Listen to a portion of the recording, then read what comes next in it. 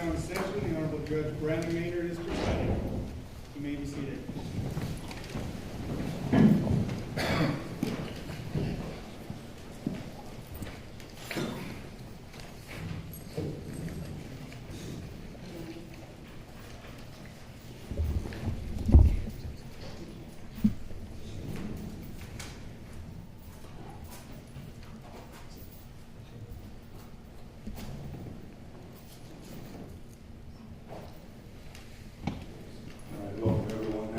Scheduled for sentencing. These two cases. Mr. Nish, defense ready to proceed? Yes, Your Honor. Mr. Mortal, prosecution ready to proceed? Yes, Your Honor. See, there is some stuff here also on that. You're ready to proceed? Yes, thank you. All right, thank you. There is a pre-sentence report that has been filed. Were there any matters that needed to be addressed prior to this? I don't believe so. Nothing from the defendant or anything was accurate. All right. Mr. Nish, go ahead and I will hear from you first, and then invite your client to say anything if he wishes. Your Honor, as a matter of courtesy, I tend to, in these types of cases, like to defer to the families if the families want to speak to the court. If that's okay, I'd like to make that difference. Mr. Worrell, do you have any input on that? Well, maybe for the defense counsel, that's fine, but I think that it's important for the family, at least here, if Mr. Brenner has anything he wants to say, I think it's important for the family to hear that first. We agree with that. We think that the defendant has anything to say, we'd like to hear it first. And that's fine, Your Honor. All right. I just, as a matter of courtesy, like to make that difference. All right, thank you. It is my practice generally to allow the defense to proceed first for that very reason expressed by plaintiff. Go ahead, as over there. Your Honor, there's not a lot to say from the defense on this. We reached a resolution with the state that involved Rule 11 high conference with the court, wherein my client pleaded guilty as charged, in the amended information to a second-degree felony on the murder case, carrying a potential penalty of 1 to 15 years, and then as well as pleading guilty in the other case with 2 counts of the possession of a firearm, also each carrying 1 to 15 years of second-degree felonies. That plea deal was executed, the court approved it, and it carried with it terms and conditions that the parties agreed to. A couple of those terms and conditions were that the cases themselves on sentencing would run consecutively, which under the amended information and the plea deal that we made amounts to a maximum sentence under the law of 3 to 30 years. We anticipate that would be the court's ruling today. Also, it required that my client engage in recovery efforts of the victim in this case. As the court is aware, that was accomplished. Myself and my client, along with agents from the state of Utah and the federal government, went and successfully retrieved the remains of Dylan Rounds and brought them home to his family. My client did that.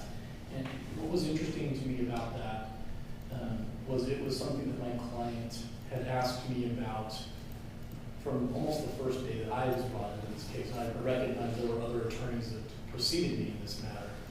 But one of the issues that was continually brought up by my client was he did intend and wanted to bring Dylan home. And he did do his end of that bargain, and those remains were recovered.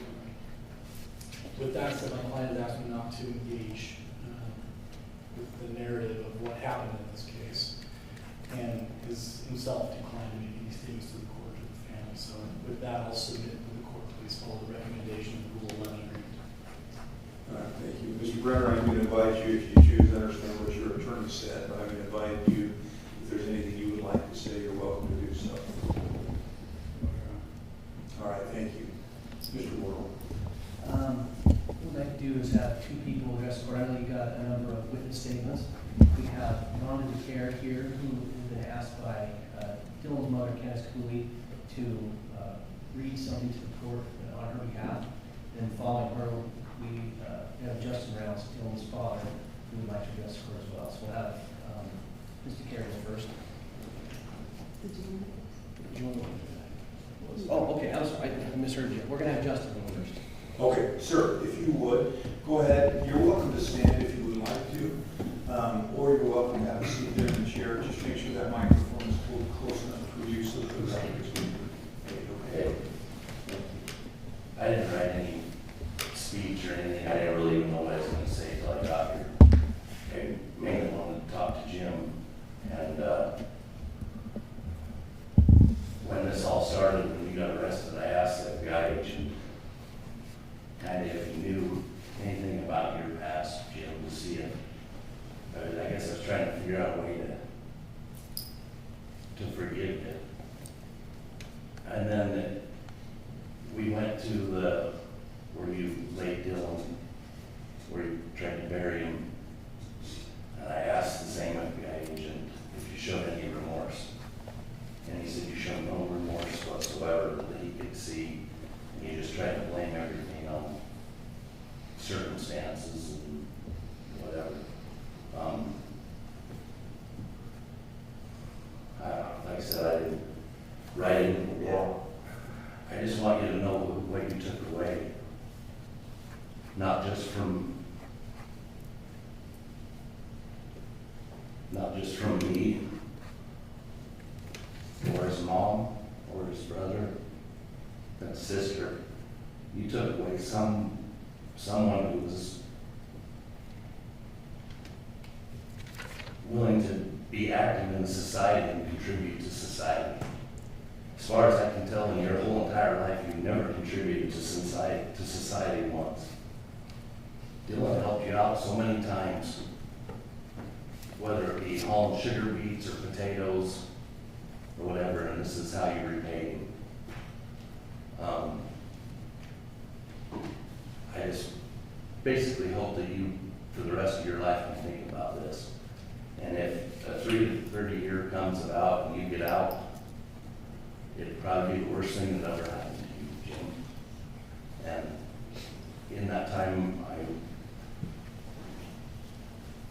man, this is hard. I just hope the rest of your life, you remember what you did and what you did, and I hope sometime you feel some remorse or some guilt. That's basically all I have to say. And I wasn't going to let you just come in here and limp like a little gimp and walk out with nobody saying anything to you at all. You don't have the balls enough to look at anybody in the eye or even look at anybody. Turn around and look at the people who you've affected. That's all I have to say. Thank you.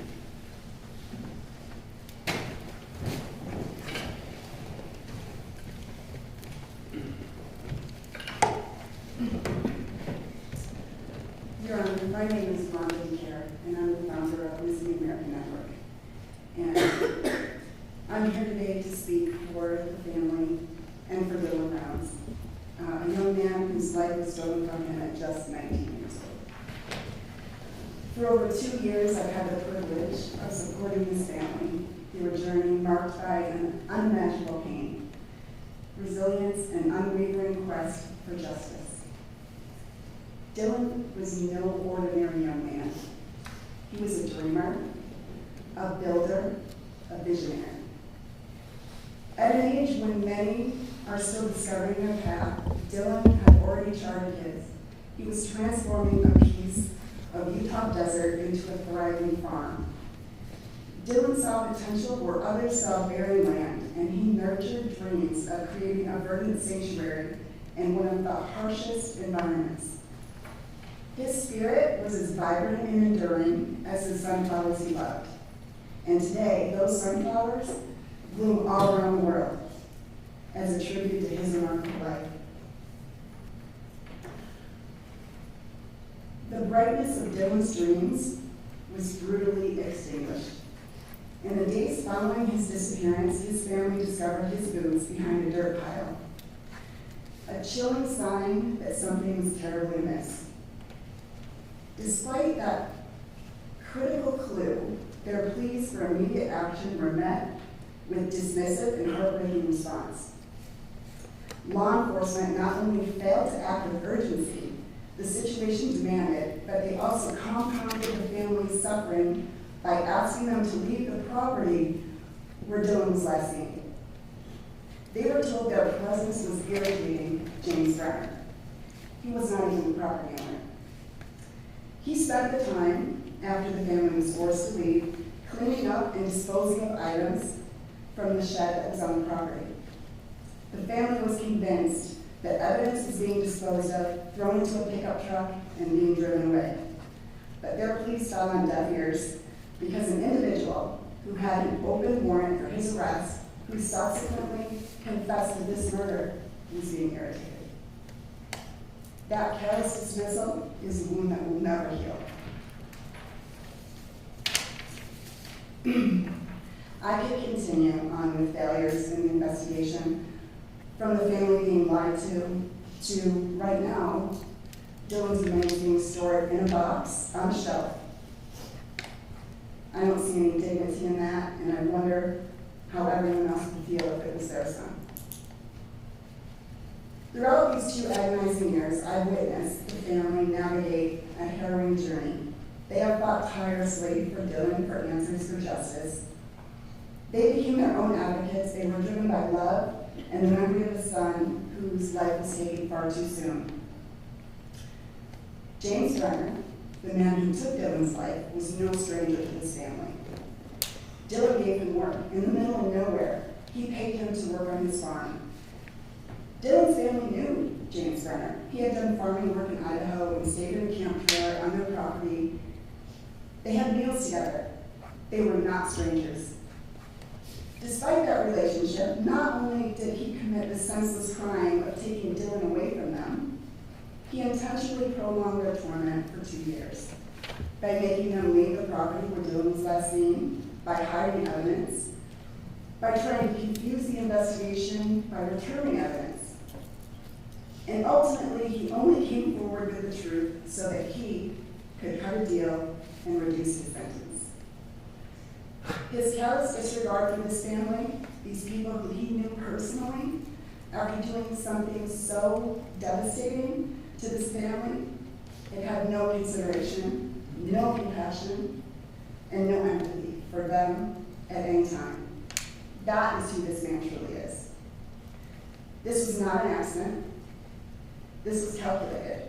And every action for 2 years since has been calculated as well, in an effort to try to get away with the cold-hearted murder of Dylan Mounts.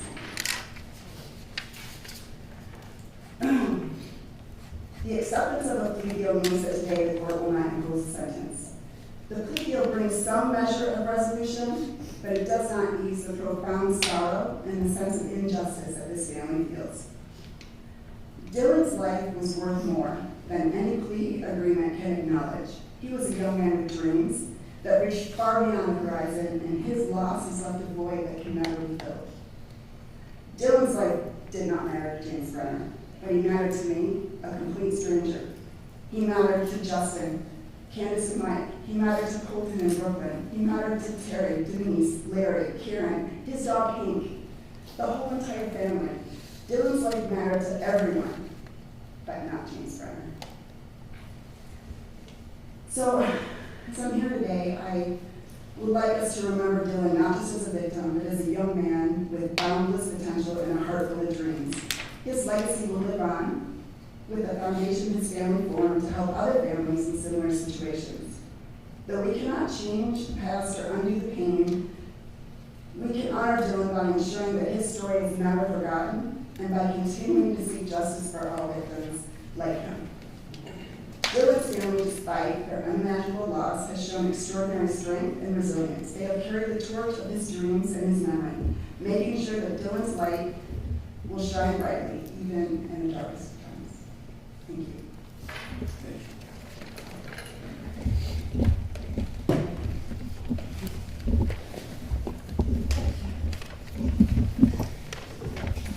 Just a few comments, if I would, Your Honor, especially in light of the pre-sentence report, just kind of point out a few things on there. Much like Justin, I was curious to see what Mr. Brenner's reactions and his cooperation with the pre-sentence report, his demeanor in the courtroom today, hoping and expecting to see some remorse.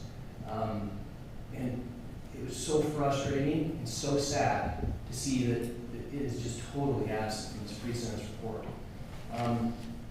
Right out the gate, we have a note that he initially did not want to speak with the investigator, would not complete his pre-sentence packet. We read that he rationalized the offense, placing blame on the victim, does not appear to take responsibility for his actions. They know that he poses a significant public safety threat as evidenced by his pattern of antisocial behavior. Certainly that's true. They know criminal history that spans 4 decades. And over those 4 decades, we have a man who's engaged in numerous violent offenses over the years, leaving a wake of victims behind him. Truly, just sad, frustrating. I can't think of another adjective. But as if that's not bad enough, we get to the pro-criminal attitude aspect of it. It says, Mr. Brenner placed considerable blame for his current situation on the victim, taking no accountability for his actions, and they even go on to quote him, saying, he shows no remorse or accountability for his behavior, stating, quote, I lost everything I own except land and a checking account. I'm not paying because a bastard broke into my place. Disgusting. Absolutely disgusting. We come before this court with a man, like I said, with a criminal history of 4 decades and a total lack of empathy for anyone and everything. And I think Justin said it best when he commented on just kind of that demeanor and behavior with all this. So sad to see that. And I'm glad we have, we were able to locate the body, return, Dylan to his family. But it did come at a cost. It came at a cost. And that had nothing to do with, trying to do the right thing or trying to help the family get some closure. It had everything to do with self-preservation. And that shouldn't be lauded. I mean, I'm glad we were able to bring Dylan home, but that's not something that we should, I guess, give Mr. Brenner credit for. It was a means to an end for him, and that's what it's always been. And so it's just so sad.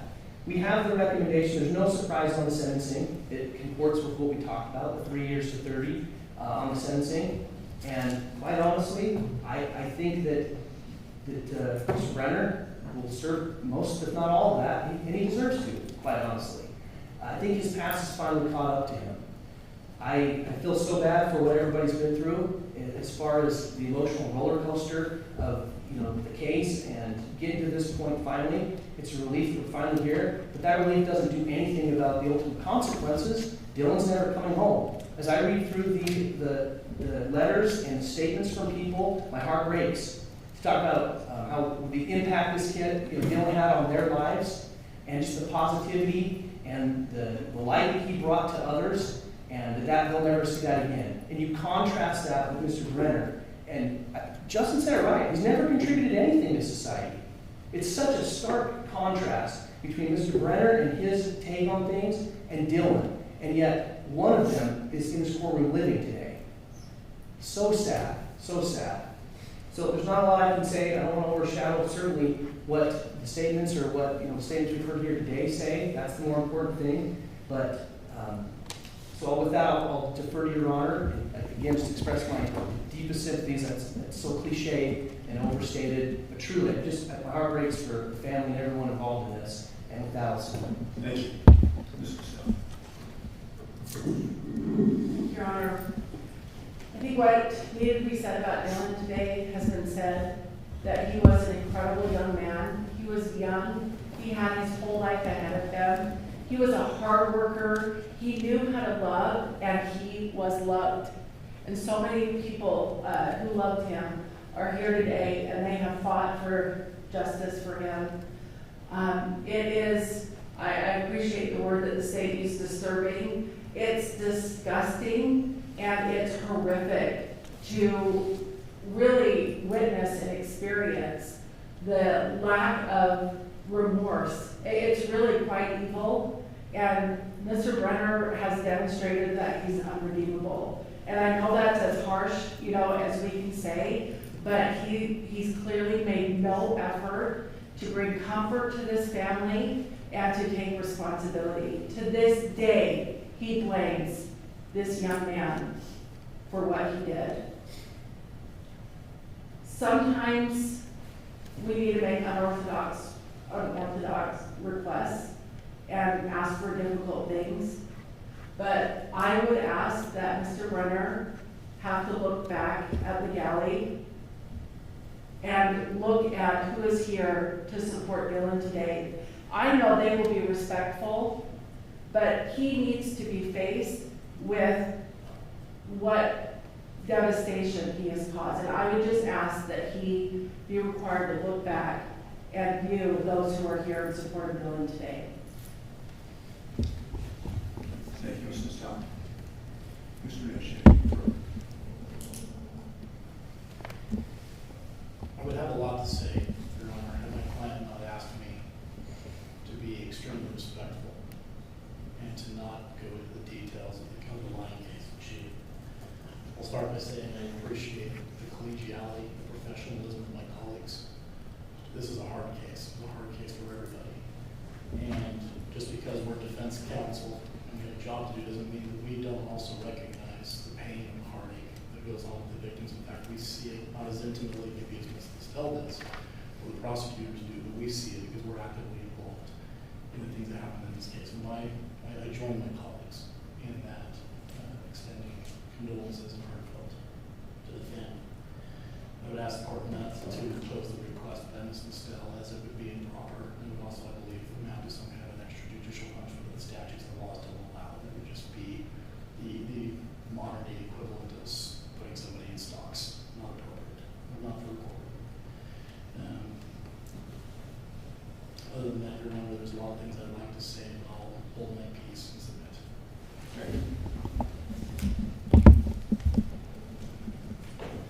So, as I've read the information that the family was provided in the letters, and the things that Dylan accomplished in his life, and the drive, and the desire, and the things that he had to make life better, not just for himself, but for those around him, and the love that he had for life.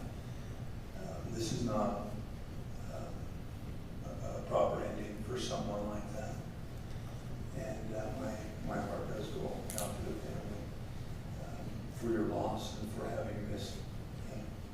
And you'll continue to miss him around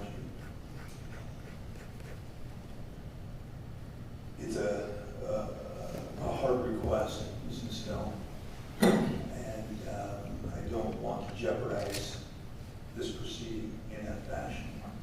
The one thing I will say is I will ask Mr. Brenner, if you would, I would like you to stand and I would like you to face them, if you would do that. By them, Your Honor, I'd like to know who you mean. Yes, the gallery.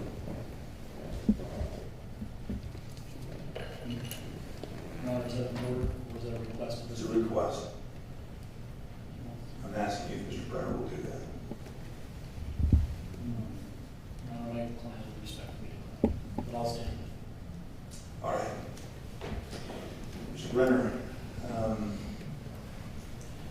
some of the things that were disturbing to me was as the family was looking for Dylan, and you would come around, you would smile and talk with them, knowing full well what had happened, knowing full well what you had done, knowing full well where his body lay, and acted as if nothing happened. My request for you to turn and look at the gallery is similar to something like that. A simple decency.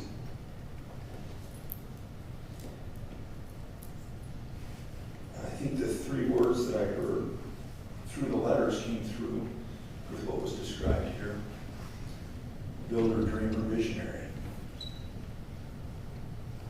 I don't believe you are those in any respect, Mr. Brenner. That's unfortunate. I wish I could do something more.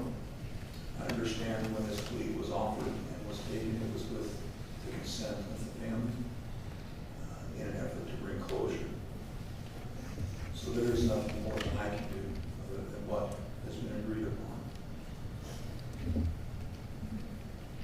Based on the 3 second-degree felonies, it will be the order of the court that you serve 1 to 15 years on each one of those. Those are consecutive.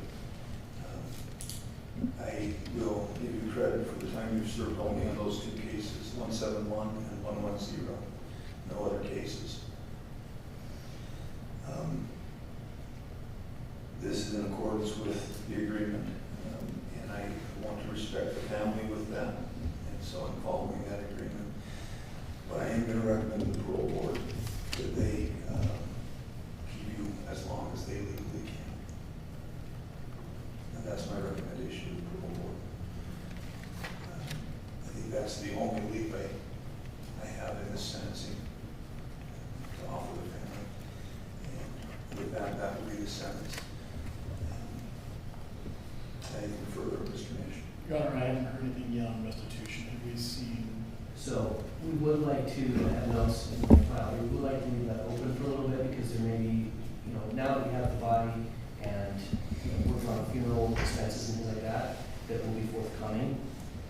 So we would like to leave that open. I think the statute allows us a year, right? It's a year. So if that's okay, that's what we would expect. In that case, Your Honor, I'll decline to withdraw from as counsel today. I'll stay on as counsel for purposes of making sure the restitution is taken care of. All right. Anything from the prosecution? Mrs. Dell, anything else? All right, once again, wish the family the best.